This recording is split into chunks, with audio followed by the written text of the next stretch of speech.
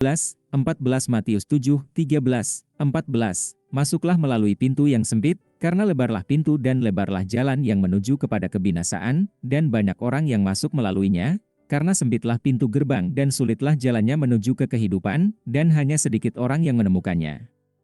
Matius 7, 13, 14 Roma 5, 8. Allah menunjukkan kasih-Nya kepada kita dalam hal ini, ketika kita masih berdosa, Kristus telah mati untuk kita. Roma 5, 8 Allah ingin semua orang diselamatkan dan memperoleh pengetahuan tentang kebenaran.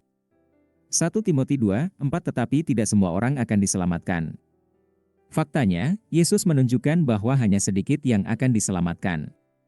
Tuhan mengasihi orang berdosa, tetapi Tuhan mencintai semua orang, bahkan mereka yang tidak Dia sukai. Lukas 13. Lukas pukul 13.23 Lalu seseorang berkata kepadanya, Tuhan, apakah sedikit yang diselamatkan? Dan berkata kepada mereka, Lukas pukul 13.24 Berusahalah untuk masuk melalui pintu yang sempit itu, sebab aku berkata kepadamu, bahwa banyak orang akan berusaha masuk, tetapi tidak akan dapat. Lukas pukul 13.25 Ketika pemilik rumah bangun dan menutup pintu, dan Anda mulai berdiri di luar dan mengetuk pintu sambil berkata, Tuhan, Tuhan, bukalah bagi kami, dan Dia akan menjawab dan berkata kepada Anda, Tuhan, Tuhan, buka untuk kami, saya tidak mengenal Anda, dari mana Anda berasal? Lukas pukul 13.26. Maka kamu akan mulai berkata, kami makan dan minum di hadapan MU, dan engkau mengajar di jalan-jalan kami.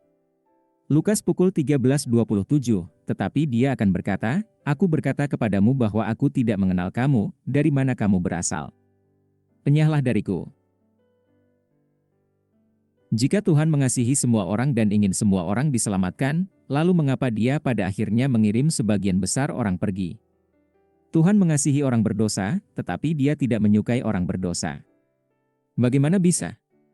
Cinta, dalam pengertian Alkitabiah cinta agape tidak sama dengan suka, seperti memiliki preferensi untuk. Sebenarnya, benci, dalam arti tidak menyukai seseorang bukanlah lawan dari cinta. Anda dapat mencintai seseorang dalam pengertian agape dan pada saat yang sama, benci, berada di dekat orang itu. Saya membayangkan ini adalah kejadian yang sangat umum dalam hubungan orang tua, anak di mana orang tua menginginkan yang terbaik untuk anak mereka tetapi benci berada di dekat mereka ketika mereka memberontak atau bertindak sebaliknya. Jadi, misalnya, hari ini ada kontroversi mengenai apakah Tuhan membenci kaum homoseksual atau apakah Tuhan mencintai kaum homoseksual. Kristus membayar dosa-dosa dunia, seperti yang tertulis, Dia adalah kurban penebusan untuk dosa-dosa kita, dan bukan untuk dosa kita saja, tetapi juga untuk dosa seluruh dunia. 1 Yohanes 2:2 Jadi, setelah melakukan itu, mengapa Tuhan tidak membuat keselamatan tanpa syarat?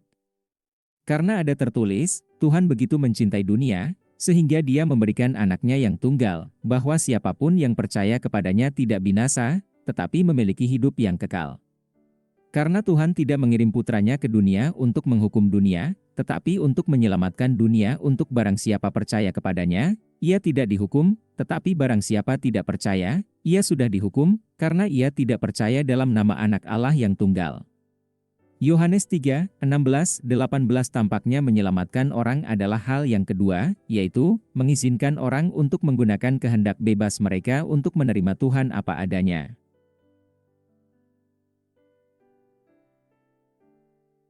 Tetapi pertanyaan lain di sepanjang garis yang sama ini adalah bahwa bagi mereka yang tidak menerima Tuhan sebagaimana dinyatakan dalam pribadi Yesus Kristus, mengapa neraka menjadi alternatifnya?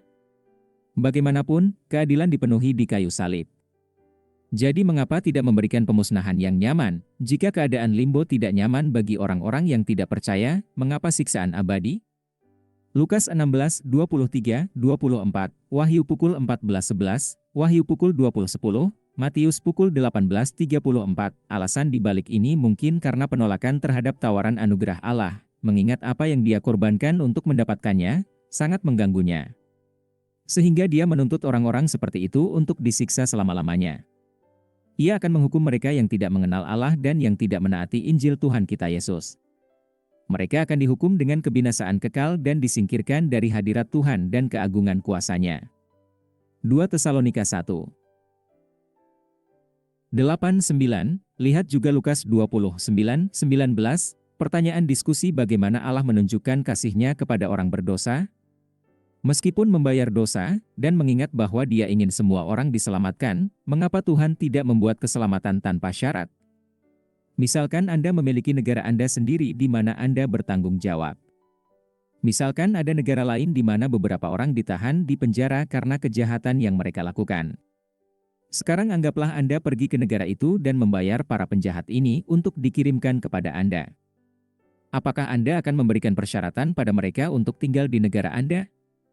Menurut Anda mengapa Tuhan tidak memberikan takdir alternatif selain siksaan kekal bagi mereka yang tidak percaya? Pengakuan iman Tuhan Yesus Kristus, saya mengakui dosa-dosa saya, dan saya bertobat dari dosa-dosa saya, dan saya mengakui Tuhan Yesus Kristus sebagai satu-satunya dan cukup juru selamat hidup saya, menulis nama saya dalam buku kehidupan. Dalam Efesus 2:8-9 ada tertulis, karena kasih karunia kamu diselamatkan oleh iman, dan ini bukan dari dirimu sendiri, itu adalah pemberian Tuhan.